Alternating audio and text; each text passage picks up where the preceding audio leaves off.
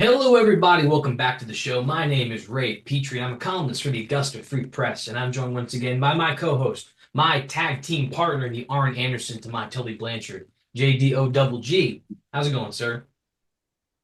Going good, man. Got a lot to talk about today. Got a lot to talk about today. First and foremost, I'd like to thank the sensational Steve Johnson, who I had the opportunity to interview last Thursday for the podcast. Steve Johnson is a wrestling historian, uh, well-respected journalist, a doctor, and an author. And we got the chance to talk about his biography on the great Golden Greek Jim Landis, who is a Mount Rushmore guy, if you're a wrestling fan, and also a great sports icon, someone who was arguably the most famous athlete alive in the 1930s, which I don't think could ever be said for another wrestler in history. Um, it was a really great conversation. Steve also is the co-author of the Pro Wrestling Hall of Fame series. He just recently published a anthology called The Classic Characters. Um, and both books are well worth checking out. Steve is phenomenal. He's forgotten more about wrestling than I'll ever know, probably. And it was awesome to have him share some of his wisdom with me. This podcast is available on Spotify, on Apple Podcasts, and on Amazon Music if you don't want to see our beautiful faces. Um, as always, please like the video, leave us a comment about any of the topics we're talking about here today, and share with your friends. We'd love to see new faces, and some of you come back next week. So, without further ado, Jordan, uh, been a busy last 2 weeks in wrestling news. We haven't got the chance to talk about a handful of these things, some of them more recent than others. Um, let's start with the news that broke Friday afternoon. Mariah May removed from the AEW roster page. According to Sean Ross Sapp of Fightful Select, she's going to be signing with WWE, quote, imminently, unquote. So, Mariah May leaving AEW, the former AEW Women's World Champion. Jordan, what's your reaction at face value to this news? Um, I was a little bit surprised. Um, I know that I think you and I had touched on this quite a few episodes back about the potential that this could happen. And based on how everything went with her in AEW, it kind of seemed like this was um, potentially the move for her.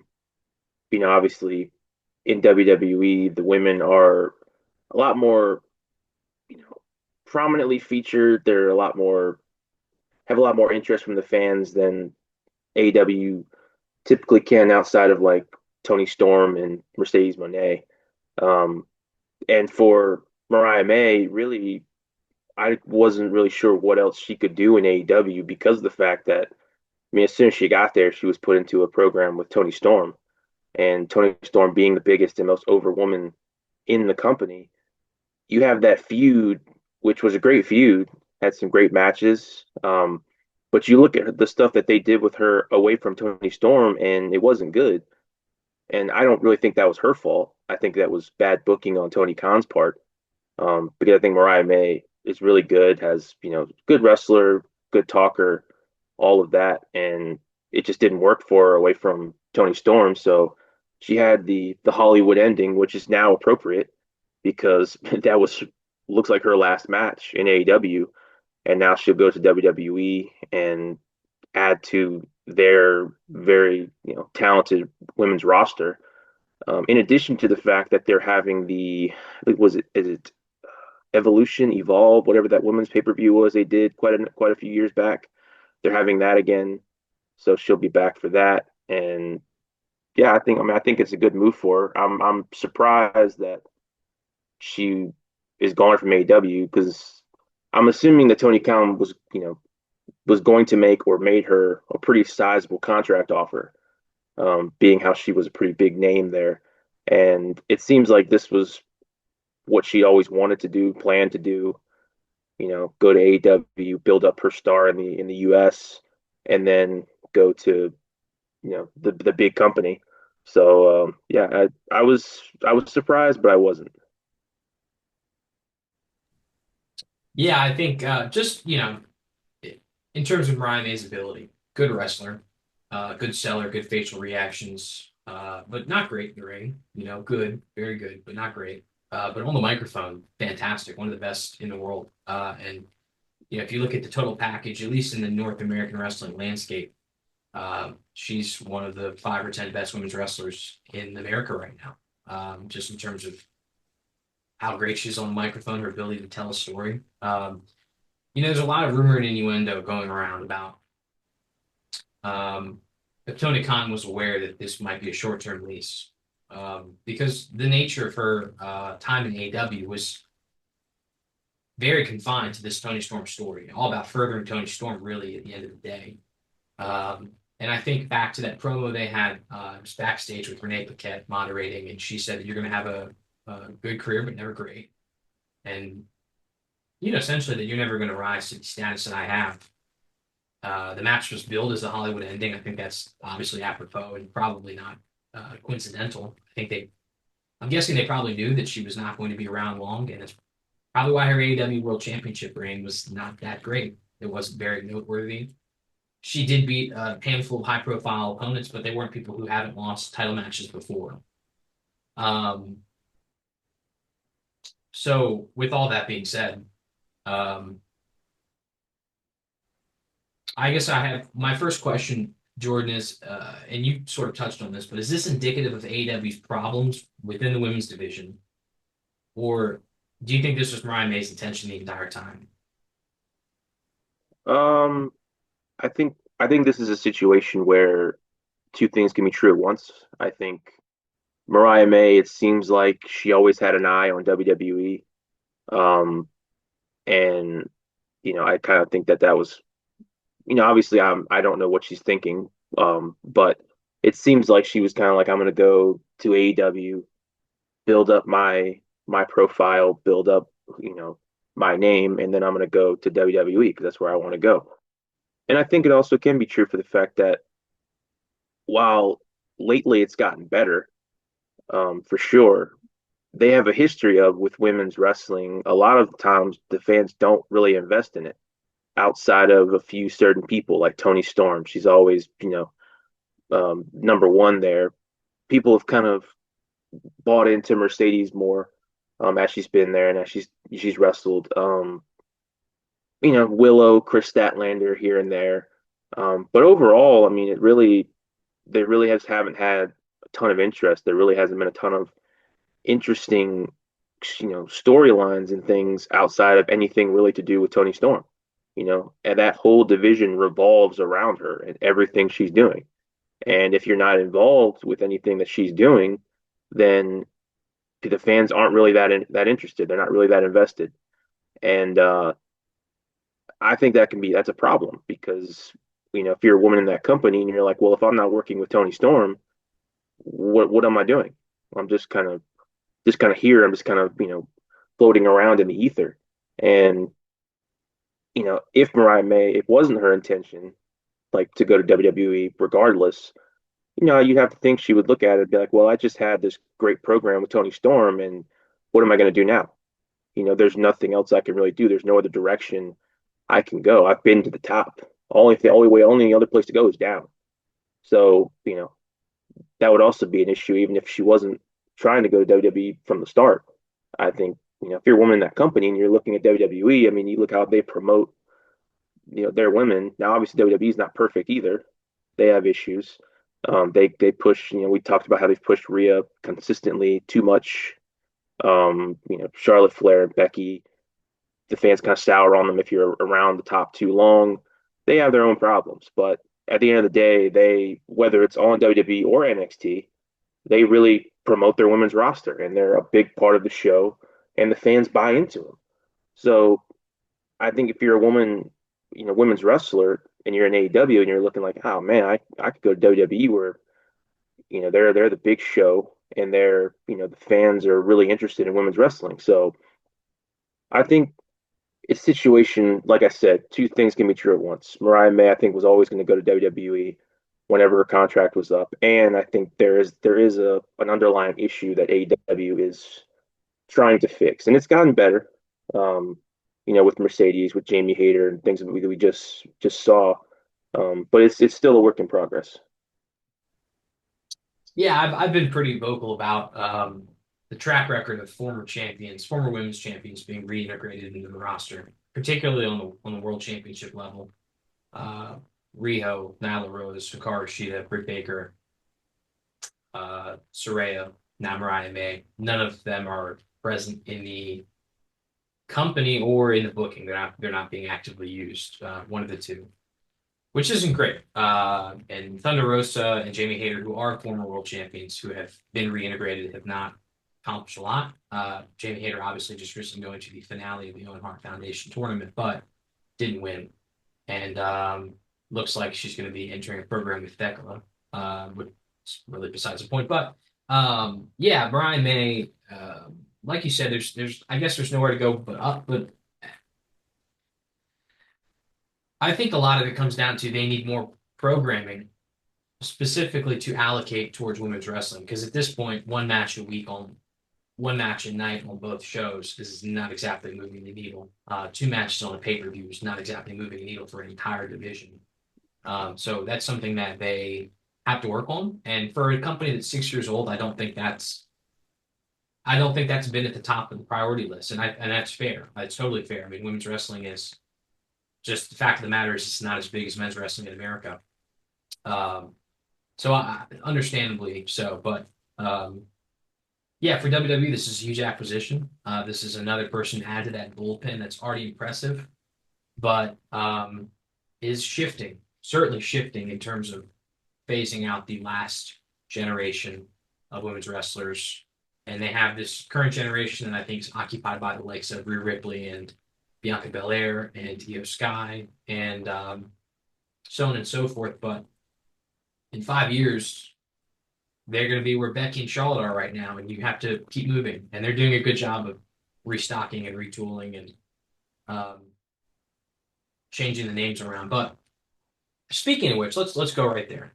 Um, the women's division, we'll start there. NXT Call Ups. We have two reported call ups. Jordan Grace, Stephanie Vaquer, both from NXT moving to the main roster. Stephanie Vaquer, most recently the NXT Women's Champion. She just lost the title to Sol Rucka.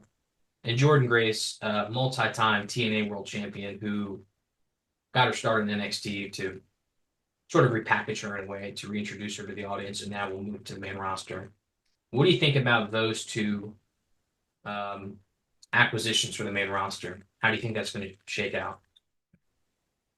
I think it's going to be great. And in addition to those two, you also had Julia and Roxanne Perez recently. They were a few weeks ago. They were brought up to the roster and have been on the main shows. But I mean, I think Stephanie Vaquer was clear, like it was that she was going to be brought up. The fans have really invested in her pretty heavily. She gets big reactions, and I think that was one I was just anticipating because it was just clear that I mean she was the NXT champion, women's champion, NXT Women's North American champion at the same time, and so I mean you really can't go any higher than that. Um, so I think her being there is great. Jordan Grace, obviously, haven't seen as much of her, but has a great look. Fans recognize her when she came in at the Royal Rumble. She got a big reaction, so I think that'll be good for them. And I think overall it goes back to what we were just talking about with the women's division. You have some of those bigger stars that are getting older, and they're not going to be around forever. And you want to start building up that bullpen of the younger women. And I think they have a really decent roster now with obviously Rhea and Tiffany Stratton, and now you have Stephanie McCour, you have Roxanne Perez, you know, Lyra Valkyria, and just so many different names. I mean, I could, keep going, but I think that WWE, at least in their women's division, has done a really good job of bringing in a bunch of younger, talented women to really be that next generation of great women for their company. Haven't done a great job on the men's side, but on the women's side, at least, it seems like they really have a handle on that. So I think all of these call ups have been great, and I think especially with it's with what it seems like they're putting a little more emphasis on Mexican wrestling. I think Stephanie Vacour is going to be really good for them going forward. Yeah, Stephanie Vaquer, former CMLL World Women's Champion, and was also the CMLL Tag Champion at the same time at her time of departing the company. I think she's going to be a big advocate for that relationship with AAA, even though she has very noted personal animosity towards AAA and some of the people there. Jordan Grace, big time acquisition for the main roster. We don't know what branch she's going to yet. I mean, the reports. I guess her call up is a report, not necessarily a decision that's been um, confirmed. But anyways, I think she's going to be big time on the main roster. She's been a dynamite women's wrestler for the last 5, 6, 7 years. Just going to flourish. On the men's side, Ricky Starks or Ricky Saints. Um, Lost his North American Championship to Ethan Page. Now we'll go to the main roster. I'm a huge Ricky Saints fan. I think he's got boundless charisma, a lot of talent, great in the ring. And I think as an undersized babyface, I think he really is going to flourish on the main roster. How do you see this shaking out, Jordan? I mean, I think it's gonna be good. Obviously, I'm a big Ricky Starks fan. I'm not calling him Saints because it's a stupid name. Uh, Ricky Starks liked him a lot in AEW. Was disappointed that things didn't work out there. Um, but being in WWE now, I think, especially in the mid card, I don't, I don't foresee him being quite to the main event level. Just kind of knowing how WWE is. I could be wrong. Hopefully, I'm wrong. But at least in the mid card, I think he'll definitely help. Intercontinental Championship, United States Championship, somewhere around there. Um, he's a great talker. He's a great wrestler. He just doesn't have quite have the size. But as we've seen recently, that doesn't really matter anymore. Um, they'll push any all types of guys. Um, so I'm happy he's getting called up. I didn't think he was going to be too long in NXT just because he's already main roster ready, and I'm excited about it. I know we talked about the men's division in WWE and how it was getting really old, and they weren't really building anybody else to you know usurp some of those guys who are long in the tooth. I mean, the WWE champion right now is John Cena, and this is his retirement tour. If that tells you where they're at, Randy Orton is getting older, and it just I don't really see anybody else. I mean, CM Punk's older, and Seth's not going to be there forever. Roman's not going to be there forever, and I don't see them building up any younger guys to take those spots. So anytime they could bring in a young, talented guy with name recognition up to the main roster, that's always going to be a win for them. So, and I think this is another case of that. I should maybe a caveat here. He has all the tools to flourish in the main roster. I don't know if he will. For the same reason that a lot of guys don't, and that's because of the strange booking decisions of Triple H. Um, I don't want to. I don't want to get turn this into a rant, but you look at a guy like Karrion Kross or LA Knight, who both of those guys have a lot of charisma, and the fans are behind. And for some reason, they're not pushed. Not even given a look, not even a chance. Oftentimes, Ricky is 35 years old, so to call him young is, he's conventionally speaking, he has not quite entered his prime yet, but it's not like he's far off.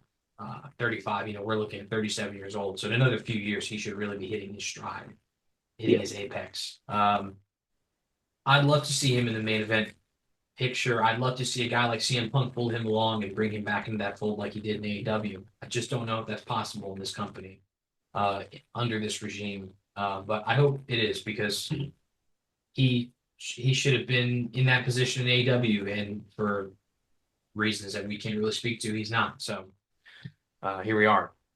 Um, Last piece of business here, Jordan, the WrestleMania 42 news. And this is about 2 weeks old now, so it's not like we're breaking any ground here. But WrestleMania 42 was scheduled to be in New Orleans. That was revealed by The Rock several months ago during the build of WrestleMania 41.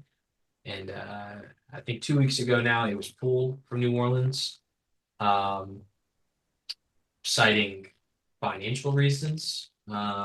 They thought they could get more money feeding it to another city. So the consolation prize was they will receive Money in the Bank 2026.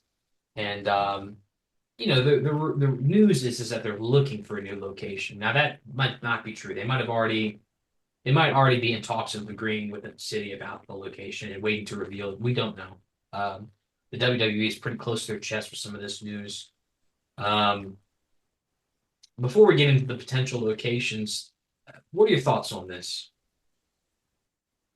Well, I was I was honestly shocked by this because in my in my memory I can't think of them ever doing anything like this or really any big sports league doing this as making such a big announcement like this from the Rock coming out and making this huge announcement that WrestleMania is going to be in New Orleans, and then for it to come out a couple weeks ago that they're not going to be in New Orleans now, and it's basically because TKO is greedy and is like, hey, we can make more money having it somewhere else, so screw the city of New Orleans. Um, I think it's pretty crappy to do that. WrestleMania is a big event. I think economically it really helps the cities that it goes to financially. Them earning money and all the people that come in to fly in and stay at the hotels, and I mean it really helps business. Especially because the ticket prices are so high that the regular fan can't go anymore. So you have a lot of people flying in and helping these businesses out with it. So I'm disappointed by it. I've not really liked the new direction that WWE's gone under TKO's leadership. It seems like all they, just like any other corporation, all they care about is money. And I think, before I think they cared about money, but in this situation, when they announced the WrestleMania location, they usually stuck to it. I can't remember a situation like this where they just pulled the WrestleMania location because like, oh, we can earn more money somewhere else. Um, and even though I wasn't thrilled it was going to be in New Orleans because I kind of wanted them to be in a different location because I've seen they've had WrestleMania in New Orleans before, I think a few times. Um, so I don't know. I'm interested to see where it's going to be. Initially, when it first happened, there was a lot of speculation that they were going to go back to Las Vegas again, which I was really, really going to be upset about because that WrestleMania really sucked. Across the board, I don't think there was too many people defending it outside of a couple of matches. I thought the crowd really wasn't invested in most of the matches outside of a couple. Um, it just wasn't a good WrestleMania, and I really didn't want to see it there again for quite a while. But it, potentially it could be there again. But I don't know. I don't like this type of thing from TKO, and if this is going to be a regular thing, I really, I mean, if you're one of these cities, why would you want to invest in bringing a WrestleMania there if it's going to get yanked as soon as TKO gets a better offer? Yeah, a couple of responses to some things you said. The only thing I can think of, kind of even close to this, is WrestleMania 7 was supposed to be in Los Angeles Memorial Coliseum, and they had to pull it because of ticket sales, got moved to a different venue, um, which is kind of a very, obviously at the time it was unprecedented, but ultimately it's not something that's happened again, to my knowledge. But to pull it from the host city is wild after Yeah. making that big of an announcement. I know New Orleans held WrestleMania 30 and 34. So I mean, it's not like that. It's like you said, it's not like it's been a long time since it's or they've never hosted a WrestleMania before. Mhm. But yeah, like you said, to declare the host city and then for that city to because WrestleMania weekend for one weekend, that city is sort of the hub of entertainment and sports because it's after the Super Bowl. It's in the dead part of the NBA season. It's baseball hasn't begun yet. It's kind of a void in entertainment at that time. So that in of itself is wild. in terms of like what this speaks to for the WWE is, we've seen them put advertisements on the mat. The mat is sacred. Even under Vince McMahon, they didn't put advertisements on the mat because the ring is what people go to see. When you go to a wrestling event, if you've never been to a live show, your eyes gravitate towards the ring. And right now it's being plastered with logos, like it's the UFC Octagon. Yeah. The collaboration with celebrities to try to get in some kind of the people who aren't watching wrestling are going to watch because Travis Scott's there, because stars from Netflix are there. It's the synergy is off. It's strange. I understand wrestling has, since time immemorial, crossed over with sports and entertainment. I understand that that's something at the ethos of professional wrestling, but it's gotten to a point where it's way too overdone. I mean, they talk about Logan Paul like he's the biggest draw because he has a big YouTube channel and a podcast, and he's a celebrity. Yeah. He's an influencer. I mean, it's just we're getting to a dangerous point where capitalism is bleeding the soul of this company dry to where it's to a point where it's like you pull a WrestleMania from a city because you think you can get a higher bid somewhere else. Just start looking for WrestleMania 43's location. Yeah. Don't rob a city of this opportunity and the fans who were really obviously excited when The Rock announced that. Yeah. I mean, there's the only time in this build of WrestleMania that he got cheered was when he announced that the city was going to or the WrestleMania was going to New Orleans. Yeah. Yeah. I wonder how Rock feels. I mean, he went out there and looked like a clown. I mean, it's Yeah. anyways, potential locations they could get moved to. You mentioned Las Vegas. They made a lot of money in Las Vegas. Maybe they're looking to replicate that or even exceed it. That's a possibility. London. I know John Cena mentioned that maybe they would bring WrestleMania overseas. And obviously they have the venues and the crowds, and I mean, we've seen that in AEW. They could pull 80,000 people into a WrestleMania potentially. Right. Indianapolis, last year's Royal Rumble was a huge success, and they've promised them a WrestleMania in the future. And the last and the least, Saudi Arabia.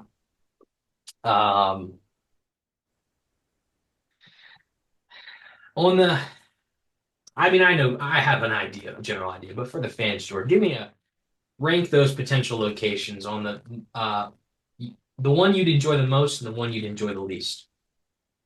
This is like probably the easiest question that you've ever asked me Softball since toss. we've been doing this. London number one, obviously. The international crowds are amazing. Every time WWE has gone to an international crowd for a PLE or anything like that, the crowds have been insane, and have enjoyed. Those are some of the shows that I really enjoyed. Um, Next one be Indianapolis. Um, Obviously the Royal Rumble was really good there last year.